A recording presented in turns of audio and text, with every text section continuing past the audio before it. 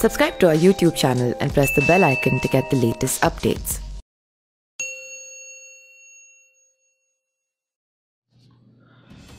भारत के कई राज्यों में बर्ड फ्लू फैल रहा है। इसकी वजह से देश के अन्य कई राज्यों ने अलर्ट जारी कर दिया है। राजस्थान, मध्य प्रदेश, केरल, हिमाचल प्रदेश समेत कई राज्यों से पक्षियों के मरने की खबर आ रही है। सैंपल में बर्ड फ्लू की पुष्टि भी हो रही है। अब सवाल उठता है कि सरकार इससे बचने के लिए क्या करेगी। क्या ऐसे पक्षियों को मारने का आदेश जारी किया जाएगा जिनसे इंसानों का सीधा संपर्क है, क्योंकि इंसानों को बचाने के लिए उन पक्षियों को मारना जरूरी है जिन्हें इंसान किसी भी तरीके से खाते या पालते हैं। आइए जानते हैं कि बर्ड फ्लू में पक्षियों को क्यों मारा जाता है।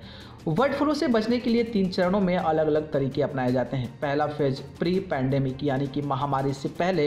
इसमें इंसानों को बीमार से होने बचाने के लिए सारे प्रयास किए जाते हैं। इसी में पक्षियों को मारना भी शामिल है। इसके बाद अर्ली वार्निंग सिस्टम को मजबूत किया जाता है। दूसरे फेज में संक्रमण के सोर्स यानी वायरस के रोकथाम की व्यवस्था की जाती है। तीसरे फेज में महामारी घोषित कर अंतर्राष्ट्रीय स्तर पर उसे रोकने का प्रयास किए जाते हैं।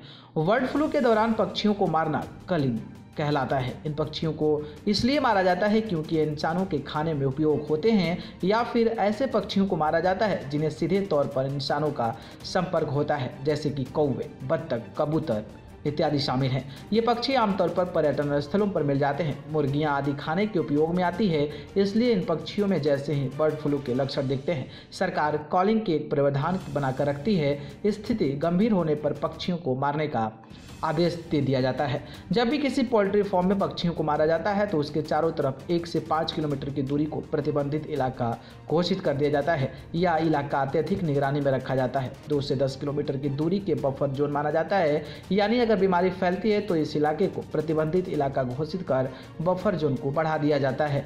H5N1 वायरस को रोकने के लिए 2004 और 2005 में इसी तरह के प्रयास दुनिया भर में किए गए थे।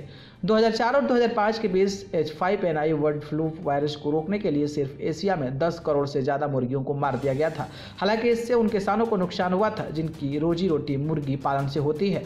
Food and Agriculture Organization of the United Nations यानी कि FAO के नियमों के अनुसार अगर बर्ड फ्लू या एवियन इन्फ्लुएंजा फैलने की आशंका हो तो पक्षियों को मारना कानून संगत है। हालांकि साल 2003 और 2004 में वियतनाम में किसानों ने अपनी मुर्गियों मारने को देने से मना कर दिया था। इसके बाद वहाँ नए कानून बनाए गए।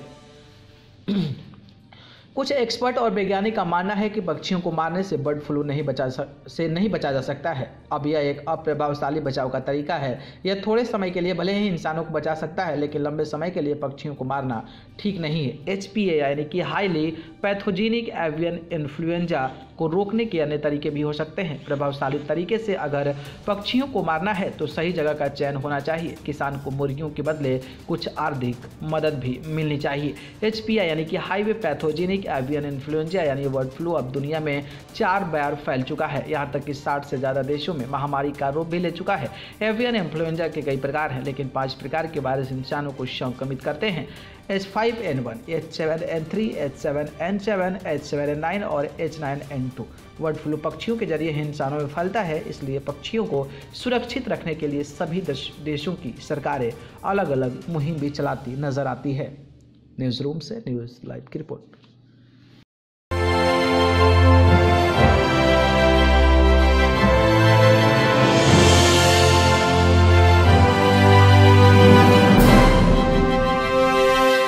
Subscribe to our YouTube channel and press the bell icon to get the latest updates.